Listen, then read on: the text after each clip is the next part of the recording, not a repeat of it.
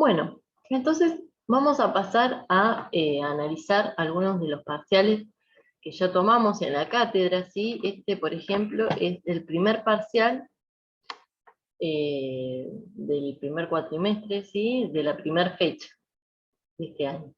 Y el otro es el primer parcial de la primera fecha del segundo cuatrimestre, del año pasado.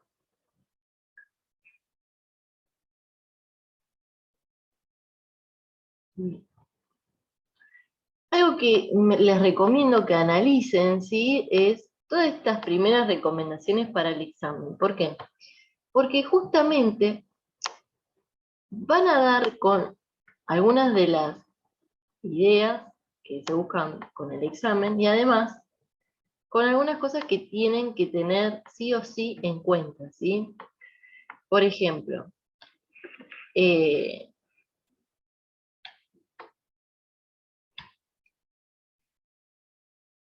les hace referencia a utilizar la rúbrica, a que si hay alguna pregunta sacada de internet, ¿sí? Se anula, ¿sí? O, por ejemplo, si hay alguna de las preguntas que está parecida o idéntica a la de otro compañero, ¿sí? Parecida, bueno, te das cuenta, te sacaste dos palabras y quedó muy, muy similar. Nosotros tenemos un programa en la cátedra que justamente rastrea las copias, ¿sí? Entonces, enseguida nos damos cuenta que se copiaron de algún lado, incluso de internet, y bueno, es una situación muy tensa porque pierden una instancia de parcial, ¿sí? Y además, bueno, ponen en consecuencia a otro compañero, por ejemplo. Me pasó el cuatrimestre pasado que una compañera le había pasado una pregunta a otra, ¿sí? Diciendo, bueno, mirá, yo puse esto, fíjate a ver qué onda. Bueno, y le puso tal cual a otra persona esa pregunta, y tuve que anularle el parcial a las dos. Cuestión que fue muy incómodo porque la chica se había sacado un 9, ¿sí? Y por querer ser buena compañera pasó esto, ¿sí? Entonces, bueno, muy incómodo la situación. Traten de orientar a sus compañeros, no pasarle las respuestas tal cual porque pueden generarte este tipo de momentos incómodos, ¿sí? Bueno, acá vamos a leerlas juntos, ¿sí? Las recomendaciones normalmente son las mismas. Dice, antes de empezar a escribir la respuesta, lee bien el enunciado e identifica cuál es el tema y qué tipo de tarea pide que realice, ¿sí? Deténganse bastante a analizar las preguntas, ¿sí? No digan, bueno, tengo poco tiempo, tengo que resolver de una. Deténganse porque justamente si nos adelantamos en todo eso, quizás no estemos dando con la respuesta indicada a lo que nos están preguntando. Entonces todo ese esfuerzo es en vano. Dice, si alguna parte de la consigna no es clara o te presenta dudas, pregunta a tu docente. Bueno, esta es otra cosa que insisto mucho, ¿sí? No tienen por qué mandarse solos, o sea, o si se sienten incómodos o angustiados con alguna pregunta, me mandan un mensaje, ¿sí? No, es una tragedia griega, ¿sí? Vamos a analizarlo juntos, ¿sí? Y lo vamos a hacer.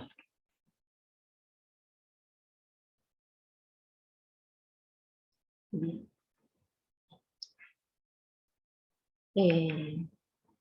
A ver si pueden ir a estos compañeros. Bien.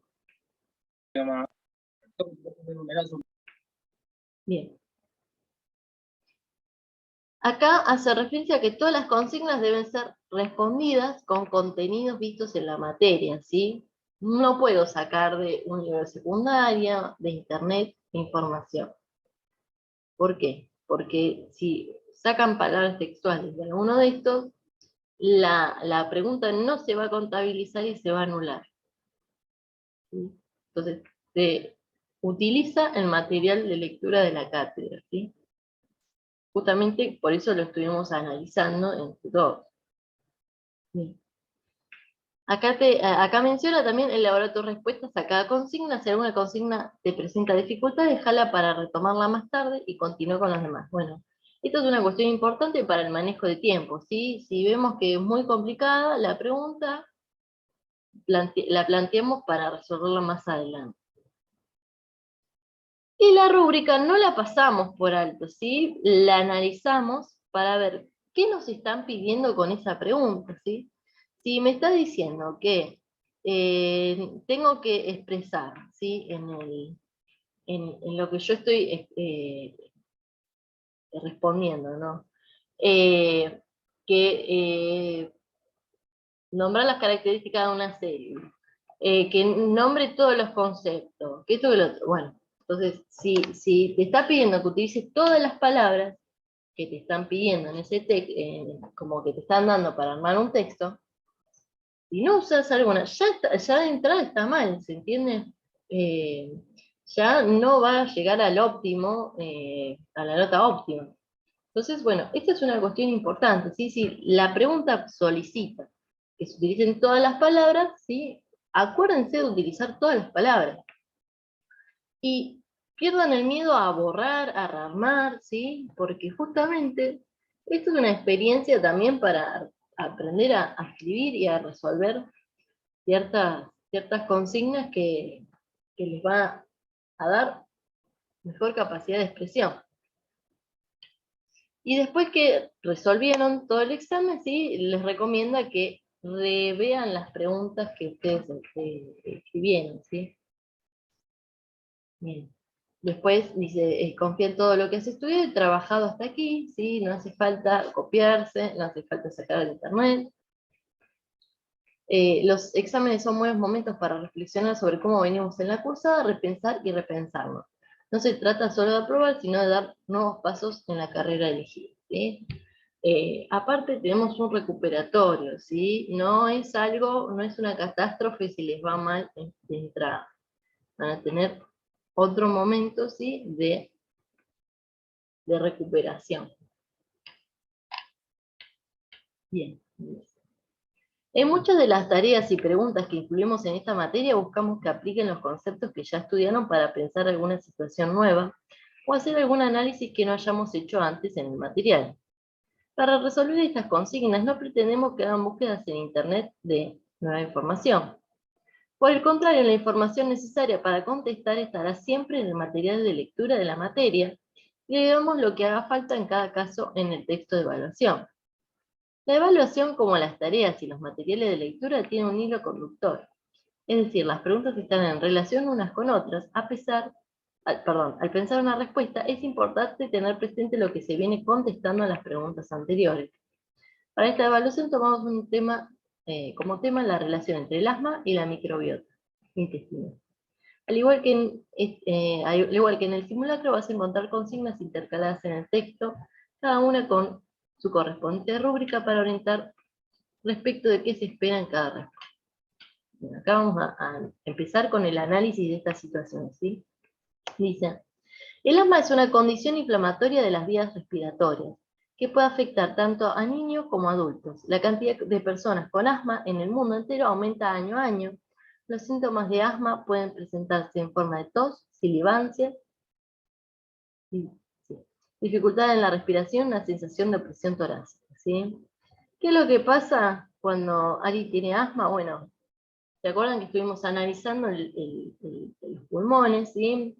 Tenemos el árbol bronquial, bueno, tenemos la tráquea, los bronquios, los bronquiolos, los alvéolos pulmonares, ¿sí? Entre los bronquiolos y los alvéolos, bueno, entre los bronquios y los bronquiolos tenemos entre los bronquios y los alvéolos tenemos los bronquiolos, que en sus paredes tienen tejido muscular liso, ¿sí? Que es regulado por el sistema nervioso autónomo. Ante situaciones de estrés, ante situaciones de miedo, ¿sí? Ellos tienen una sobrerespuesta, ¿sí? Por ejemplo, a la adrenalina, al cortisol, ¿sí? Que lo que generan es una contracción de los bronquiolos y impiden el paso del aire del bronquio al alveolo, ¿sí? Entonces impide en sí el intercambio gaseoso. Por eso se utiliza el salbutamol, que es un broncodilatador, ¿sí? Dilata el bronquio y abre nuevamente, relaja esa fibra muscular, ¿sí? El tema justamente de utilizar mucho el PAF, ¿sí? Ese tipo de droga, es que el receptor que se relaja en ese momento en el bronquio, ¿sí? Aumenta las pulsaciones en el corazón. ¿Por qué? Porque cuando yo estoy asustado, empiezo justamente aumento el ritmo cardíaco y más sumado al tipo de fármaco que tienen los broncodilatadores, ¿sí? Entonces, bueno, no se puede abusar de eso. Bien, dice. Evaluación de la función respiratoria. La espirometría es una prueba que se utiliza para diagnosticar problemas en la función respiratoria. Consiste en pedir a la o el paciente que realice una inspiración profunda y a continuación expulse el aire lo más rápidamente posible a través de una boquilla del equipo que mide la cantidad de aire que la persona expulsa en el tiempo determinado. La tabla a continuación muestra los resultados de una espirometría realizada a una persona antes y después de administrar una sustancia broncodilatadora que tiene el efecto de distender los bronquios, aumentando su diámetro. Entonces acá miren la pregunta, ¿sí? Vale 15 puntos. ¿Pero cómo vale 15 puntos? Cuando llega el estado de competente, ¿sí? Acá tenemos que analizar sí o sí la rúbrica. En esta pregunta dice, explica la diferencia observada entre ambas situaciones, con y sin broncodilatador, o sea, con broncodilatador vamos a tener una relajación de esos músculos, ¿sí? Que están en las paredes de los bronquios, ¿sí? Y los bronquiolos. Y entonces se relajan, se abren, permiten el ingreso del aire. Y uno sin broncodilatador. Está cerrado ese bronquio en el otro caso, dependiendo de la gravedad del asma, va a ser más o menos, ¿sí? Entonces dice, al responder utiliza los siguientes términos: diafragma, cantidad de aire inspirado, bronquios, porción conductora del sistema respiratorio. Bien. Para yo llegar a el nivel competente, voy a necesitar utilizar todas las palabras para expresarme, para expresar justamente esta situación con broncodilatador y sin broncodilatador, ¿sí? Identifica la diferencia en el resultado de la prueba. Establece una relación concreta entre la presencia o ausencia del broncodilatador y los resultados de la prueba elabora un texto de producción propia en el que incluye los 4 términos solicitados. No incluye información no solicitada. Bueno, se limita, ¿sí?, a expresar qué es lo que pasó acá, ¿sí? O sea, con el broncodilatador, la persona ventila normal. Sin broncodilatador, no ventila igual, ¿sí? El volumen respiratorio es menor, ¿sí? Entonces, la capacidad de intercambiar oxígeno va a ser menor. Entonces, bueno, ¿qué relación vamos a tener? Bueno, la cantidad de inspirado, ¿será la misma? Y la verdad que no, ¿sí? ¿Por qué aparece este concepto de bronquio? Bueno, porque justamente es el que se dilata o no, ¿sí? Para permitir ingresar el aire. ¿Por qué está este concepto, ¿no?, de la porción conductora del sistema respiratorio? Porque los bronquios es parte de la porción conductora del aire, ¿sí? Y el diafragma va a ser el que va a iniciar todo el movimiento respiratorio, ¿sí? Entonces, bueno, acá tenemos para mencionar todas estas cosas y la idea es tratar de ordenarlo para que quede coherente ese texto. Bueno, van a tener seguramente algún momento, ¿sí?, alguna pregunta, que van a tener una serie de conceptos que ustedes van a tener que ordenar, y presten mucha atención a esto, ¿sí?, a incluir todos los conceptos. Dice, si se analiza la mucosa que reviste el bronquio, de personas con y sin asma, se puede observar diferencias en las estructuras de sus tejidos. Bien, acá es una persona normal, ¿sí? Miren cómo están ordenadas estas células, ¿sí? Las células epiteliales, ¿sí? Las células de la mucosa, del sistema respiratorio. ¿Y qué es lo que pasa en una persona con asma, ¿sí? Bien. Entonces, la pregunta 2 nos hace mención. Ahí. Compara las dos imágenes de la figura 2 y explica qué características del epitelio se ven alteradas en una persona con asma. Parte B. En comparación con personas sanas, en tu respuesta utiliza términos uniones celulares, matriz extracelular, ubicación de las células. Bueno, esto es bastante evidente, ¿sí? Estas células perdieron las uniones celulares, ¿sí? No están fijadas a la base, ¿sí? Del tejido epitelial, y además no están unidas entre sí, ¿sí? Entonces, bueno, hay una pérdida de las uniones celulares, la ubicación de las células no es la correcta, ¿sí? Y además puede haber cierto edema, ¿sí? Cierta producción de matriz extracelular que justamente hace que las células migren. En este caso no es obvio eso, pueden decir que la matriz extracelular queda difusa, ¿sí? No está vertida sobre la parte superior de la célula. Y la B dice, una de las funciones del epitelio del bronquio es la protección contra agentes externos. De acuerdo a lo que respondiste en el punto A, explicar cómo impactarán los cambios en la estructura observados en la función del epitelio.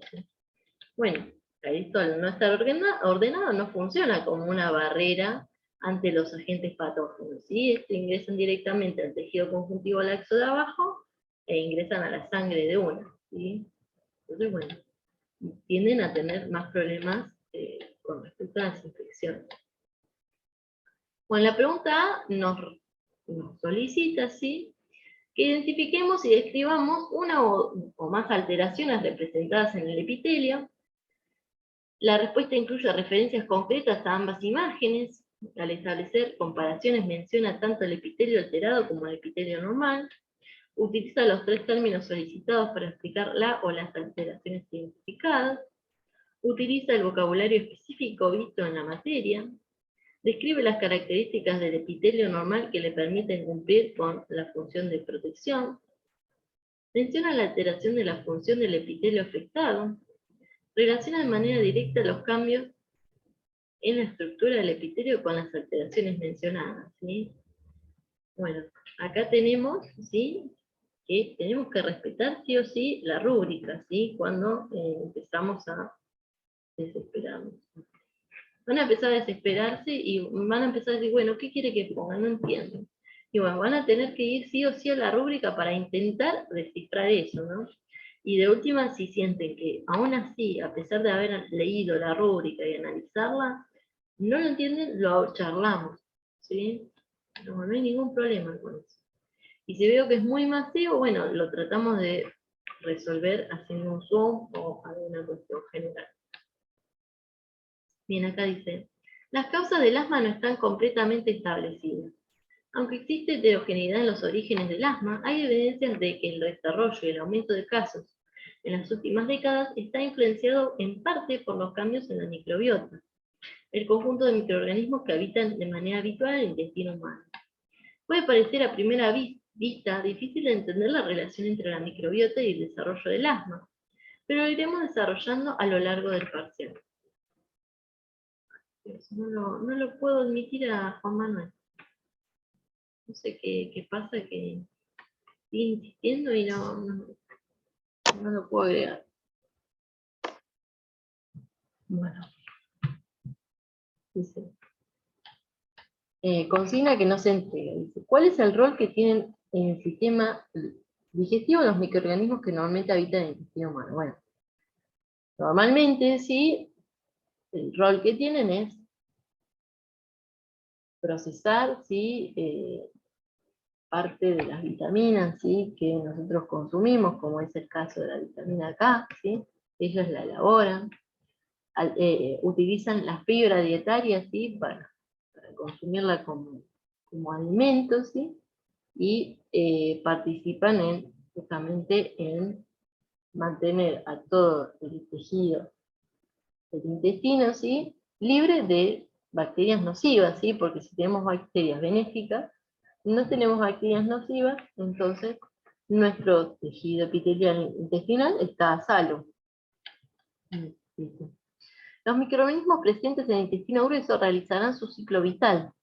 Se alimentan a partir de sustancias presentes en este órgano, crecen y se reproducen y mueren.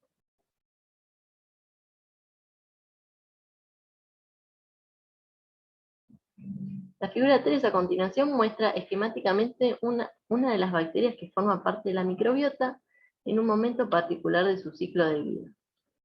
Acá tenemos una célula. ¿En qué estado les parece que está?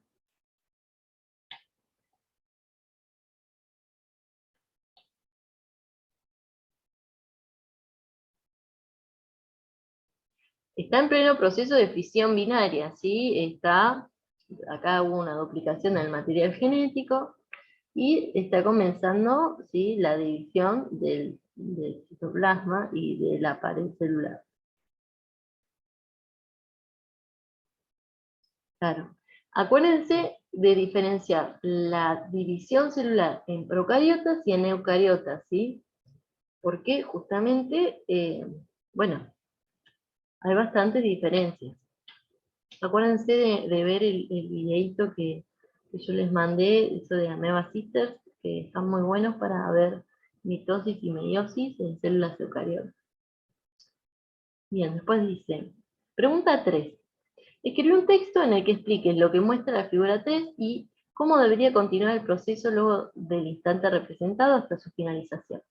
En su respuesta incluí los cambios que ocurrirán en las estructuras cuyos nombres se indican en las figuras.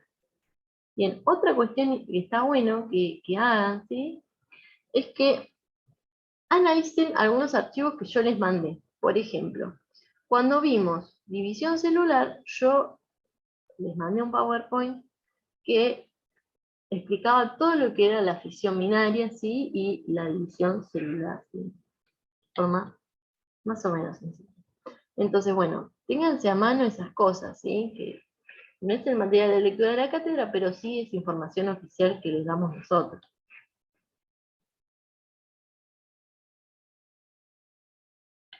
Dicen, bueno, ¿cómo sería ideal la respuesta? Bueno, dice, identifica y menciona el proceso en el que se encuentra la célula representada, fisión binaria. Describe al menos 2 etapas o momentos posteriores al instante de la figura, ¿sí? Se termina de dividir la célula, se produce la división del contenido celular. Menciona los cambios en las 4 estructuras señaladas en la figura desde el momento representado hasta el proceso de finalización del proceso. Pared celular, qué es lo que pasa, qué pasa con el material genético, qué pasa con el citoplasma y la membrana plasmática. No agrega información no solicitada, no empieza a hablar de la división en células eucariotas, por ejemplo, ¿sí? Entonces eso tengan en cuenta, sí, que a veces, bueno, por quedar mejor o intentar dar más, justamente van a entender como que no entendieron la pregunta, ¿sí? Porque pareciera como que, bueno, si me estás nombrando, bien, me dijiste bien lo de la fisión binaria y de repente me estás a hablar de la división en células eucariotas. ¿Entendiste el tema o no lo entendiste? O sea, es una cuestión que a veces menos es más, ¿sí? No se pongan nerviosos, no intenten agregar cosas como para pensar que llegan a más, ¿sí? Con tener bien en claro lo que les solicita la rúbrica, ya está. Bien, dice, dijimos que los microorganismos de la microbiota se alimentan de sustancias presentes en el intestino grueso. Sin embargo, sabemos que como consecuencia de los procesos que van ocurriendo a lo largo del sistema digestivo, no todos los nutrientes presentan originalmente, no todos los nutrientes presentes originalmente en un alimento ingerido, llegarán al intestino grueso, ¿sí?, porque se absorben parte de los nutrientes en el intestino delgado. Entonces dice, Para un alimento cuyo componente sean polisacáridos, por ejemplo almidón, aminoácidos y fibra no digerible, ¿qué les parece que va a llegar al intestino grueso? Esa es una pregunta que quiero que me intenten responder. La fibra no digerible. Exactamente, ¿por qué? Porque el resto de las cuestiones, ¿sí?, van a terminar de ser desarmadas y absorbidas en el intestino delgado, ¿sí? Lo que continúa el viaje, ¿sí?, el pasaje del intestino delgado al grueso es la fibra no digerible. Dice, menciona cuáles de los componentes llegarán al intestino grueso donde se ubica la microbiota y cuáles no, explicando en ambos casos los motivos. Justifica tu respuesta para cada uno de los componentes en base a los procesos que tienen lugar en el sistema digestivo según corresponda. Dice, para que sea competente, se identifica correctamente cuáles son los componentes de la lista que se encontrarán en el intestino grueso, la fibra no digerible. Menciona los procesos que resultan relevantes para entender las transformaciones que sufre cada uno de los componentes de la lista, o sea, los aminoácidos. Si entraron de una, ¿van a ser digeridos?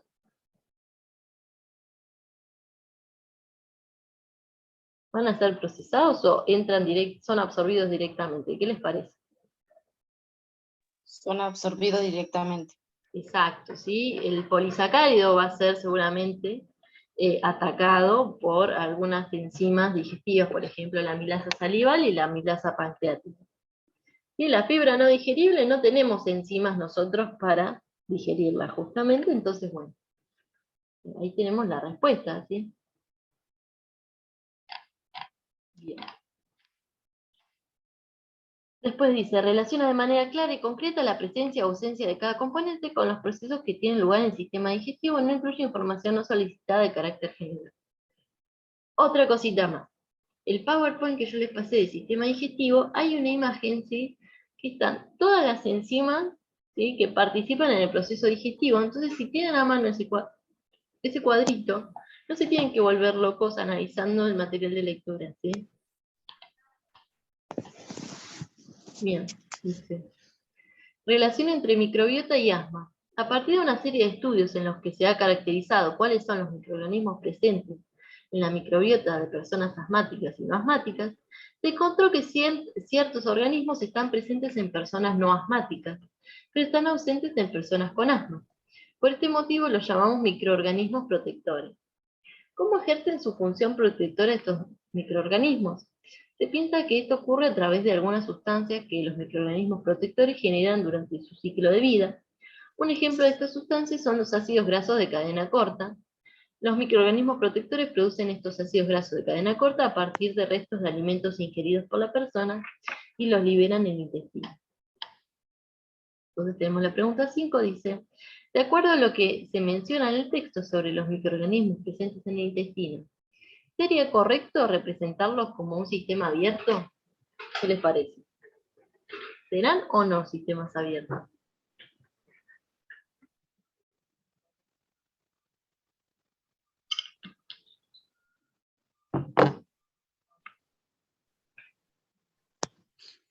Sí, es sistema abierto, ¿Por qué? ¿Por qué piensan? por la absorción de nutrientes que ingerimos cuando comemos. Pero acá, fíjense, en el enunciado dice, de acuerdo a lo que se menciona en el texto sobre microorganismos presentes en el intestino, ¿sería correcto a esos microorganismos representarlos como un sistema abierto? Ah, no, no es cerrado porque está, o sea, está en nuestro intestino grueso y están ahí. O sea, no, sí, es cerrado. En realidad es abierto. Por ejemplo, nosotros estamos encerrados en el planeta Tierra y seguimos siendo un sistema abierto, ¿sí? Es tramposa la pregunta. Gracias por ofrecerte como voluntaria.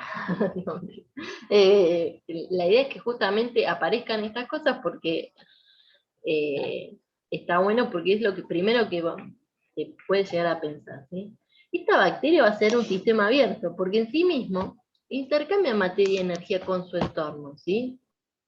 ¿De qué manera? Bueno, va a transformar esa fibra, ¿sí?, alimentaria, para consumirla, ¿sí?, y después va a liberar estas sustancias, ¿sí?, que son los ácidos grasos de cadena corta. Entonces hay un intercambio de materia y energía con el entorno, entonces es un sistema abierto. Dice, responde si es correcto o no representar a los microorganismos como un sistema abierto. En la respuesta incluye la definición del sistema abierto. La parte del enunciado citada resulta relevante para fundamentar la respuesta. Establece una o más relaciones concretas entre la frase citada y los elementos de la definición del sistema abierto. Como decíamos previamente, los ácidos grasos de cadena corta son producidos en el sistema digestivo, en particular en el colon o en el intestino grueso, donde también son absorbidos. Siguiendo la hipótesis que venimos desarrollando, los ácidos grasos de cadena corta, producidos en el intestino grueso, serían distribuidos luego hacia los distintos tejidos del organismo. Se ha encontrado los ácidos grasos de cadena corta, se ha encontrado que los ácidos grasos de cadena corta ejercen su efecto protector de manera más marcada sobre los tejidos epiteliales. Pregunta 6. Describí un posible recorrido de estos ácidos grasos de cadena corta, desde que son producidos por los microorganismos en el interior del intestino grueso, hasta que llegan a un tejido epitelial, a través del sistema circulatorio. Al responder puedes referirte a cualquier tejido epitelial, por ejemplo el epitelio de la mucosa de la boca. En tu respuesta menciona los tipos de vasos sanguíneos recorridos por los ácidos grasos de cadena corta a cada momento. Nos dice, el trayecto descrito comienza y termina según lo solicitado en la consigna. Explica el recorrido del ácido graso de cadena corta en un texto ordenado, y el recorrido por el sistema circulatorio incluye el tipo de vaso correspondiente a cada parte del trayecto. El recorrido escrito tiene en cuenta la presencia de los circuitos mayor y menor. Bien, acá lo que les están solicitando es que hagan una descripción de cómo viaja esta sustancia desde el intestino hasta el tejido de la boca, ¿sí? Por ejemplo. Vamos a tener que los capilares, ¿sí? y la región intestinal se unen todos, ¿sí? Pasan por el hígado, vuelven por la cava inferior hacia el lado derecho del corazón, ¿sí? Pasan por el tejido epitelial del sistema respiratorio, ¿sí? Donde ejercen su efecto protector, vuelven a través de las venas pulmonares, a través del lado izquierdo del corazón, ¿sí? Y vuelve a ser impulsado a través desde la aorta y es llevado por las arterias, ¿sí? A lo que es la región cefálica, ¿sí? Entonces vamos a tener que hay una expresión parte del sistema, del circuito menor y circuito mayor, que representa el viaje que hacen estos ácidos grasos de cadena corta hasta llegar a ese tejido. Bueno, volvemos a entrar, ¿sí? Al Zoom, no se olviden de eso. Si se corta, ya está. Bien. Como vimos al comienzo de esta evaluación, el asma es una patología respiratoria que involucra alteraciones en los bronquios. Siguiendo de un razonamiento similar a lo solicitado en la pregunta 6, se puede explicar que los ácidos grasos de cadena corta lleguen al epitelio de los bronquios. Siempre según el mecanismo que vimos describiendo, en ausencia del efecto protector de los ácidos grasos de cadena corta en los bronquios, las chances de que se desarrollen el asma serían mayores. Hemos recorrido algunas de las relaciones entre microbiota y el asma. Un último aspecto que resulta importante mencionar es la composición de la microbiota intestinal.